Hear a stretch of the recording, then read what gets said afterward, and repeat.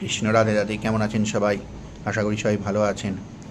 আগের ভিডিওতে আমি হনুমানজির সম্বন্ধে বলেছিলাম, হনুমানজির পুজো করার সম্বন্ধে বলেছিলাম এবং নারায়ণ আর হনুমানজির পুজো করার ডিফারেন্স, মানে তার ফলের যে ডিফারেন্স সেটা বলেছিলাম।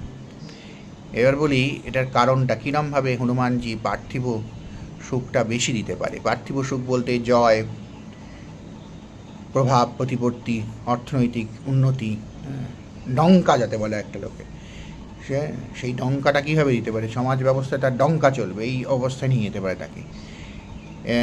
তার কারণ হচ্ছে হনুমানজি একাধারে, আমরা হনুমানজির কাহিনী যদি জানি তাহলে আমরা জানবো যে তিনি শনিদেবকে শায়েস্তা করেছিলেন আর কি, যাকে বলে একরকম। তিনি মঙ্গলের অধিপতি দেবতা।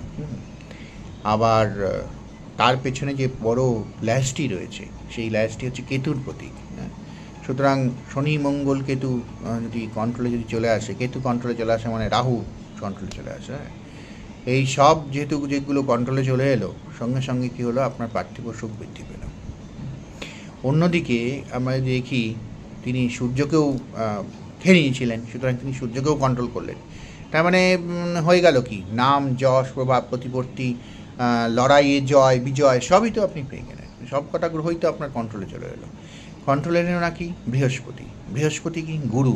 বৃহস্পতি যদি ভালো হয় তাহলে আপনাকে মোক্ষের পথে নিয়ে যায়। বৃহস্পতি একমাত্র গ্রহ যে আপনাকে মোক্ষের পথে নিয়ে যেতে পারে কেতুর সঙ্গ থেকে। কেতুও সঙ্গ দেয় বৃহস্পতি। এইবার এই মোক্ষর পথে নিয়ে বৃহস্পতি আবার অর্থ করিও দেয়। বৃহস্পতি মানুষকে শয়তানও করতে পারে, এমন নয়, সেটা খারাপ প্রভাব তার, কিন্তু অরিজিনাল তার ভালো প্রভাব হচ্ছে তাই সে মোক্ষের পথে নিয়ে যায়। এবার সেটা কখন হবে, আপনি তার মানে কি, বৃহস্পতির প্রতীক কী হচ্ছে, নারায়ণ। নারায়ণ হচ্ছে সব দেবতাদের শ্রেষ্ঠ, তিনি হচ্ছেন সর্বং সর্বা।